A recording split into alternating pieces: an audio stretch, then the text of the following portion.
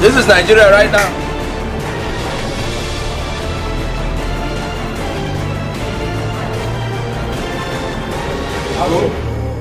Action.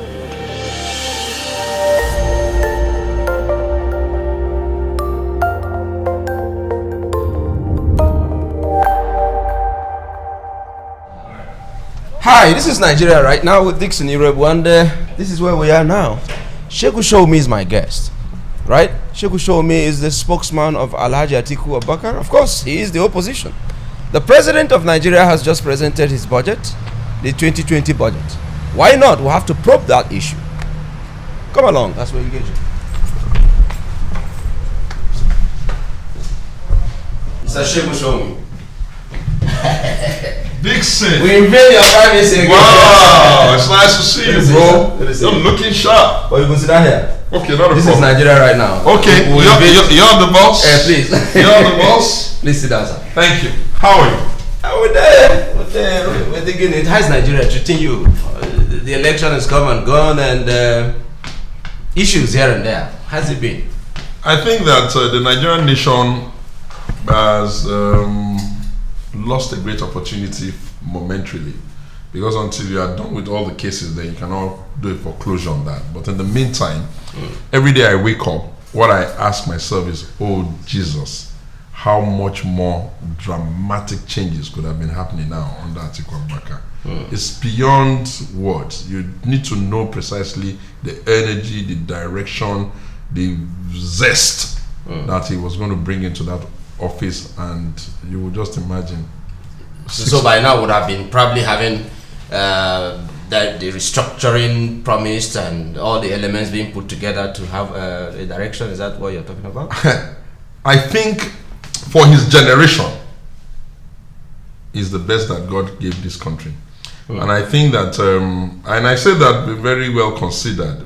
Forget about all the misinformation, disinformation, and a lot of lies that is being peddled in social media space. It's the way the mind works. I tell you one that'll shock you. I asked Atiku one day, I said, and after he had lost, or at least after his mandate had been stolen, to put it properly, I said, Your Excellency, look at the presidency. Why is it that everybody that is in that office is stressed? You know what he said to me? He said, Segun, there is no way you can keep the presidency with that heavy load without restructuring it and giving out some of those powers to the region and be efficient. There's no way. I understand the need for that office not to think it knows more than every constituent part of Nigeria. There's no way I'll be president and I will not give other people within the structure of the federation the ability to take on bigger responsibility and have bigger. So is it about the individual in the office, or is it about the document called the Constitution, 1999 Constitution, as I mentioned? I think that in trying to answer that question, I think that I'll have to also bring you another story from him. You know, I had asked His Excellency Atiku Abubakar that, Waziri, why don't you ever get tired? We pay you this. Why are you never tired? Why are you not tired? Why he wants to be president? No. Okay. Not just why he wants to be president. I was just asking him. I tried to look at the journey. You know, president, SDP, all the wahala, the military rule, all the issues, and I tried to be president and all of that. And then the last election and all the costs, and then I asked him, why are you not tired? And Dixon, I need to tell you the story. You know, he told me that, said some 30 years or thereabout ago, when Shehu Musa Yar'Adua invited him. Now, he didn't just invite him. He invited one per state at that time. At least he tried to cover the whole country. He said at that meeting, that Yar'Adua of blessed memory, the senior, not the president, said that he was worried that the First Republic politics was covered in the tribes, and that the consciousness of the leaders of the First Republic was more about their Yorubaness, their Igbo-ness, and their Hausa-ness, and that the military could never remain in power because it's going to be illegitimate, and after some time there is no way it will be justifiable. So Yar'Adua was concerned that he wanted young people that they were then from across Nigeria to start thinking about a Nigeria that builds bridges, so that the Adamawa man knows an Egba, Yoruba man knows an Igbo man, and all of that. And he said, I told them at that meeting that anybody that was in a hurry, because this was going to be a long drawn stretch, it's going to be a marathon, that anybody that was in a hurry could leave, but that anybody that thought that it was worth enough for them to put so much energy into trying to make Nigeria a united country in a democracy should stay. He said he stayed. That the greatest motivation for him, that really motivates him, is that he believes absolutely that anyone who can must. Anyone who can must. But what about grooming other people? You know, side by side, this vision of his and all of that. The whole, when thank you, because that was like, it's like you're doing the interview I did for him, and it wasn't really an interview. It was just like a conversation. It was a mild session when I was just trying to, get more endued and understand him. That question came up. Then he told me that, I said, that's what they've been doing over the years. He said, at every turn of the circle, especially when he was vice president and all that it was always about looking for younger people and bringing them. And the list is, without needing to mention the names of people who have passed through that, and that he said, and the way he likes to do it is he doesn't want to remove their individuality. So it's almost as if he's a door that they pass through and take leaves them, they go and be as they want to be. Some of them have radical views, some of them have opposing views, some of them are even not with him and other, but that each and every one of them, he's always created a leeway for them, still represent a great source of happiness for him. Because when he looks at them and then he recalls his own encounter with them and all of that, that he is happy. Okay. And when I asked him, Your Excellency, do you have the stamina for more? Do you have the stamina for more? Because I pity you. Do you have he smiled? We'll discuss that more. If the stamina for more from Alhaji Atiku Abubakar is there on the table, when we come back, you get to know about that. Before we went on break, you talked about whether the principal, your principal, my former principal, because on this show I cannot be partisan. So yeah, so space for more. Are you inferring that Alhaji Atiku Abubakar, for instance, is angling towards 2023 if the case didn't go as expected, or what? No. That's not what I'm saying. Okay. You see, leaders can be bitter after a very traumatic experience. An election is rigged, is clearly flawed. You won, and you are having all the difficulties around it, and then you step away from the space to reduce the capacity for mischief and tensions, even from your own followers, and destabilizing the country. So sometimes you can get satisfied with your pretty life. And you can say, okay, well, that doesn't matter. My kids are this, and just be satisfied with that. So when you ask the leader, do you have the tenacity or the capacity or the interest or the ability for more? You are not actually even speaking directly as to his decision, because you can't take decisions on behalf of leaders. Yes. You were actually, you were trying to figure out whether somewhere in his mind there's hatred, anger, frustration, and despair for the country. And I tell you this, none exist.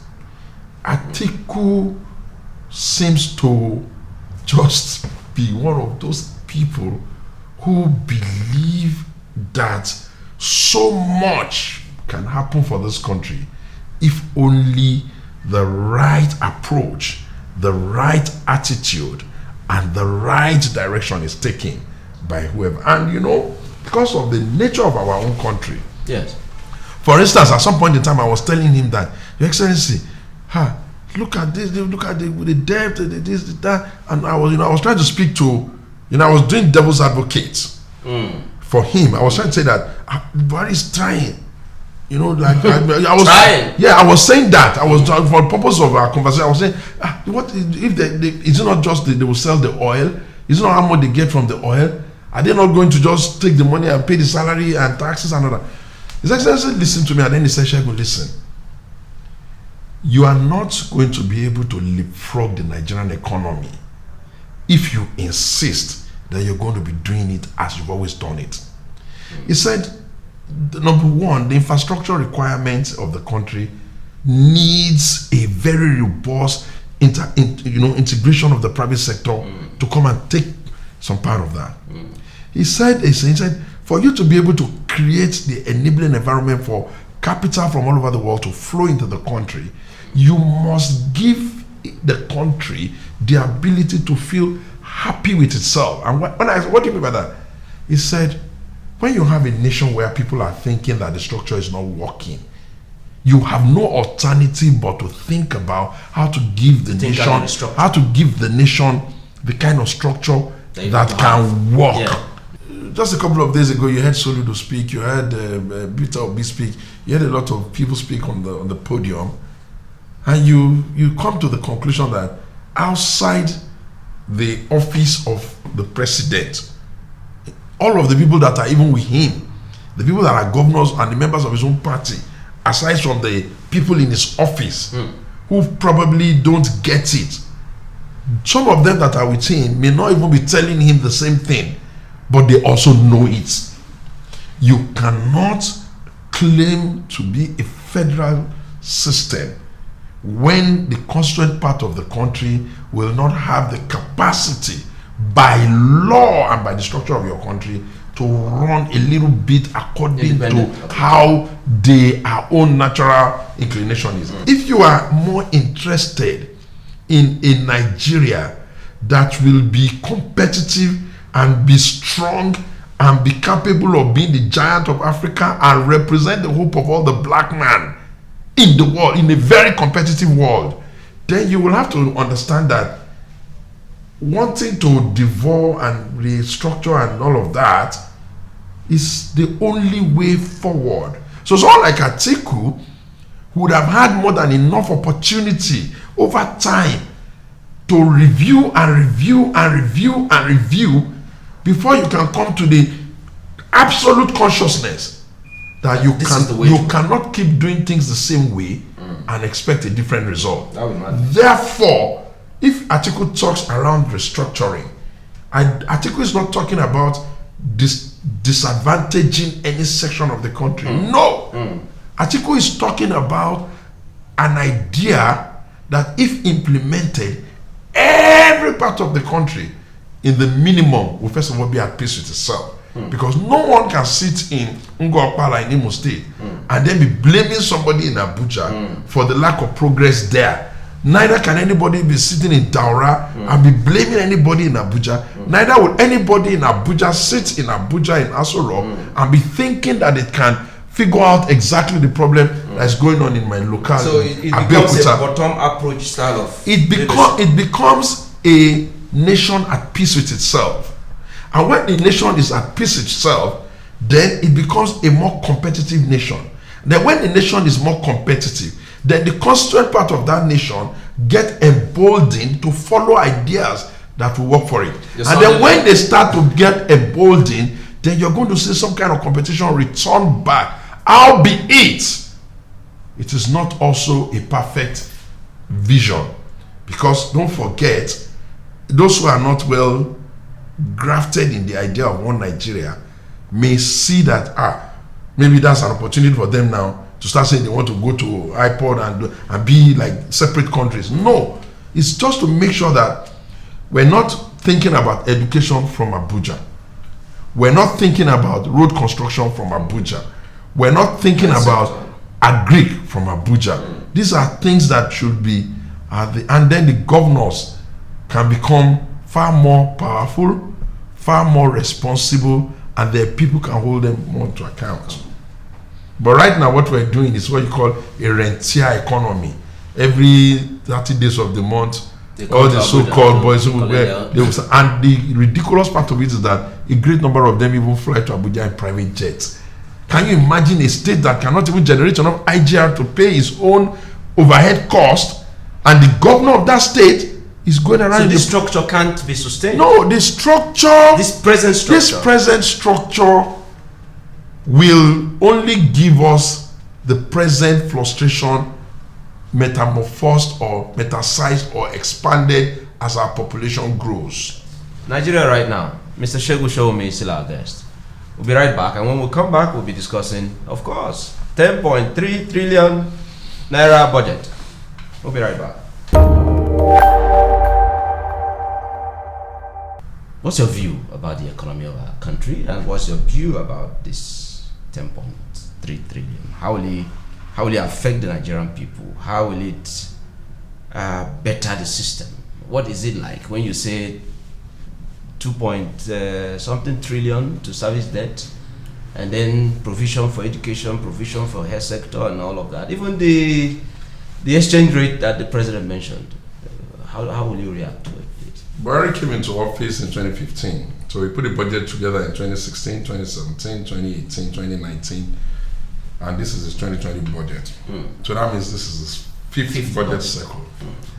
Now, what I kept asking myself overnight is that if Atiku had been president in 2015, just for example, and 5 budget cycles later,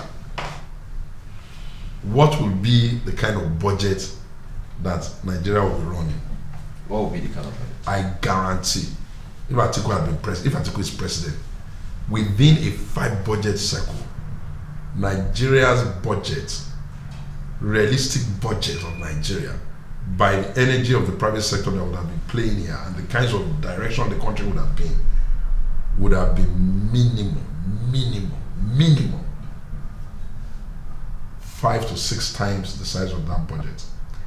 And that budget would have had, our budget, Atiku's budget, would have been very heavy on human capital development, which means his budget would have been heavy on education, his budget would have been heavy on healthcare, his budget would have been very, very, very heavy on security, not the way they're doing it.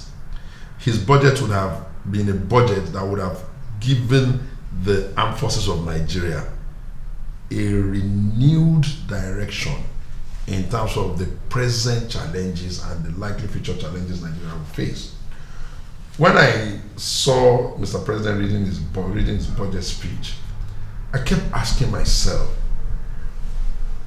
does this APC government understand what the whole drama of presenting a budget and shooting it and tricking it, do they even understand what it is meant to do for the economy? Does it inspire hope? Exactly, that's the word. I wanted them to inspire hope. I wanted them to show a sense of urgency that reflects that they know precisely where the country is. I was expecting them to really show concern that they were ballooning the debts so much. I expected his budget to have spent a reasonable time. You see, the whole of our House of Reps and this National Assembly, they embarrass you. The president is not a movie star that comes to the assembly to come and be clapped for. Anytime the president is supposed to come to the assembly, the president must always have at the back of his mind that he's going to meet the representative of the people. Not some cheerleaders who are jumping from head to toe just trying to pander to the whims and caprices of the excessive psychophancy that have been introduced to the system. I would have expected the speeches of both the Senate President and the Speaker to be very, very, very reflective of the mood of the nation. You cannot be treating the president of the country like a baby, especially when the issues in the country reflects that you need some action, some urgency, some action. Come on. I would have expected them to be more engaging. I would have expected them to call Mr. President to tell Mr. President, your budget performance for last year was this. Your budget performance for 2 years before was this. Your budget, so that they can show the president. But isn't that the role of the opposition? We have your members of your party in there. What did they do? Listen. Every assembly, just like even nations, draw inspiration from their leadership. Leadership is so critical. Is it not the person that will be recognized that will be called? Is it not the direction that the leadership of their will call? The place, I don't expect it to be rancorous and they are pulling themselves out. No. But I expect them to be businesslike. I expect them to understand that this is what we're contending with. I expected the president even to read the budget speech, apart from coming to read out what the people of the Ministry of Finance are prepared for him, and he just regurgitating the words in a very, very boring and almost lame manner. I expected him to, sometimes step out of script to speak to some real issues. Real issues. Yeah. Like, for instance, I'll tell him that this Kaduna one that has just come out now, my heart bleeds, I'm not happy about it, but I think Nasiru has to get, listen, you are not the president of the graveyard. Yeah. You are the president of one of the most vibrant peoples on earth. You are the president of a young population. You are the president of a country that ought to be in a hurry. You can't be. What is the meaning of that? And again, the content of the budget itself. The content of the budget. Although the devil is in the detail. I asked, okay, you want to take VAT from 5 point something to 7. You want to make it 7%, isn't it? Have you looked at what your colleagues in other countries that are in dire need of development are doing? They're reducing VAT. Why? Because the argument is like that of the chicken and the egg. When you overtax people, will they have available credit or money to be able to put into investment?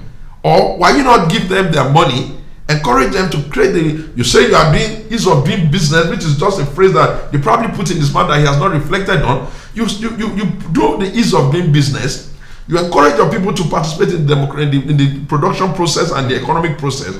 You leave them with a bit of their money so that they can be creative, and then you come back for taxes. But in their own case, you're taxing people who no. They seem to have bought too much into the very funny cliche that the World Bank and Co puts in their mouth, which is that the debt to GDP, the debt to what ratio of Nigeria is still low, so therefore tax everybody to debt.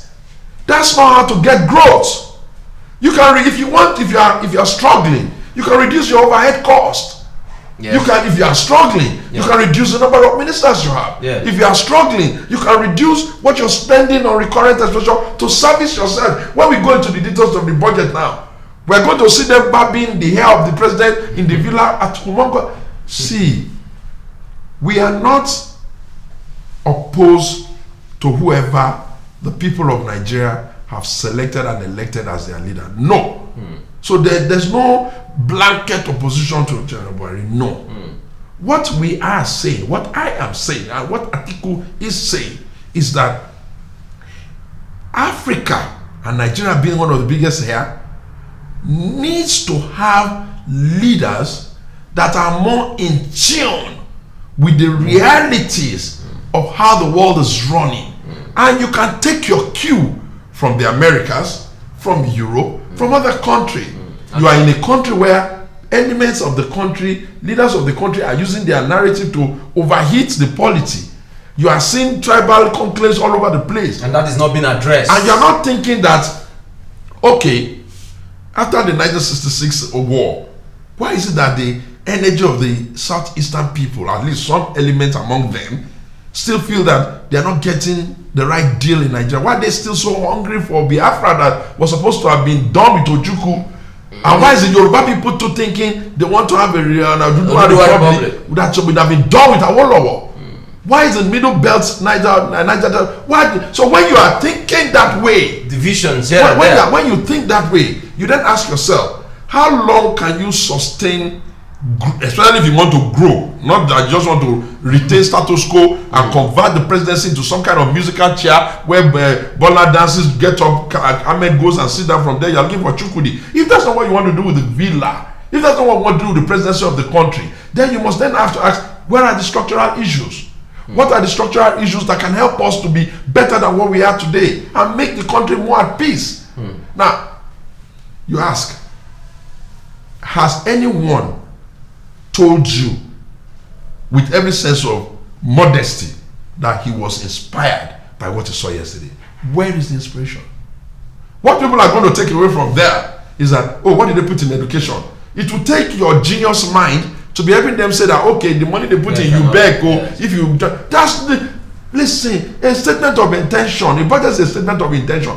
Your intention has to be clear. Yeah. If your own statement of intention is even morphed in a lot of confusion, people have to be looking for special expert to understand it.